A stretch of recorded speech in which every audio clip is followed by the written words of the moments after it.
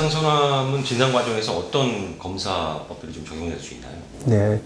일단 암을 진단을 내릴 때는 조직이 필요한데요. 이제 조직 검사를 하게 되고요. 조직 검사는 초음파를 보면서 바늘 끝을 확인하고 그리고 또 덩어리에 잘 들어가 있는지를 확인한 상태에서 시행하고 있고요.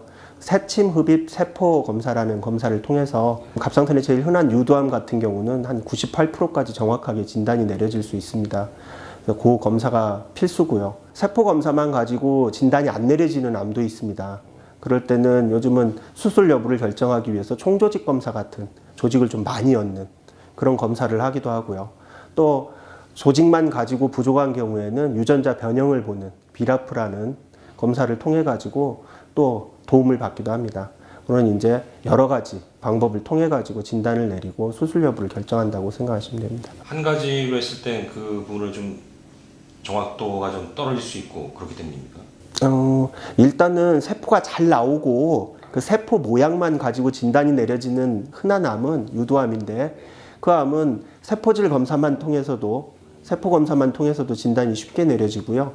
그 다음에 세포질 검사를 했을 때 암의 충족 요건을 다 충족하지 못하고 세포 모양이 이상한 비정형 세포만 나왔을 때는 여러 가지 이제 다른 검사들을 통해 가지고 보충을 해서 수술 여부를 결정합니다. 확진이 됐다면 이후에 치료는 물론 상태에 따라 좀 다를 수 있겠지만 어떤 식으로 좀 이루어지나요?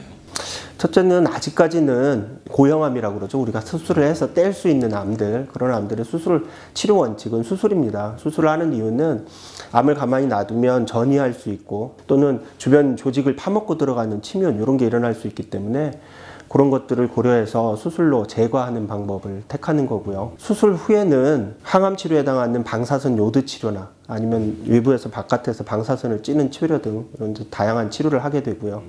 그다음에 조직검사 결과에 따라서 이제 그런 치료 여부를 결정한다 생각하시면 됩니다. 수술 후에. 그런 제거술을 할 수 없는 상황도 있을 수 있나요?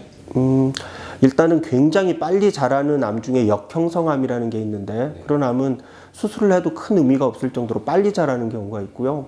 그 암은 한 0.1% 정도 발생하는 걸로 돼 있는데 진단을 받고 한 6개월 이내 대부분 사망하게 됩니다. 그럴 땐 수술을 포기하는 경우도 있습니다. 하지 못하는 거죠. 그리고 요즘은 이제 진단을 받았다 하더라도 암의 크기, 위치 이런 걸 고려해 가지고 환자분과 상의했을 때 환자분이 좀 더 지켜보다가 그런 거를 적극적인 관찰이라고 하는데 암이 더 크거나 아니면은 주변으로 진행하는 양상을 보일 때 그때 수술하는 그런 방법도 일본에서 1000례 이상 지켜보고 결과가 좋은 걸로 돼 있어서 환자들이 원하면 같이 진행하기도 합니다. 그렇다면 이 치료 후에 경과라든가 완치율 또는 재발률 이런 부분도 좀 궁금해하시는 분들이 많은데 어떤가요? 네. 보통 이제 갑상선 암의 완치율은 한 5년보다는 10년을 보는 경향이 더 많고요.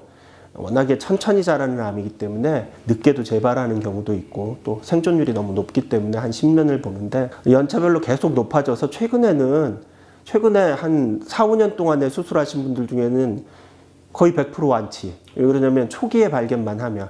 그래서 요즘 완치율을 따질 때 이제 암이 그 장기 내에만 있을 때 그런 제한적인 상황에는 거의 100% 완치가 되고요. 암이 또 주변의 임파선이나 아니면 주변 조직이나 이런 데 적은 침윤을 보이는 국소적인 침범이 있을 때 그것도 거의 꾸준히 치료를 하면 100% 완치가 되고요. 갑상선암 같은 경우 장기, 이제 폐나 아니면 뼈나 이런 다른 장기에 전이가 있을 때는 생존율이 한 60% 정도까지 떨어질 수 있습니다. 마지막으로 이 갑상선암을 예방할 수 있나요?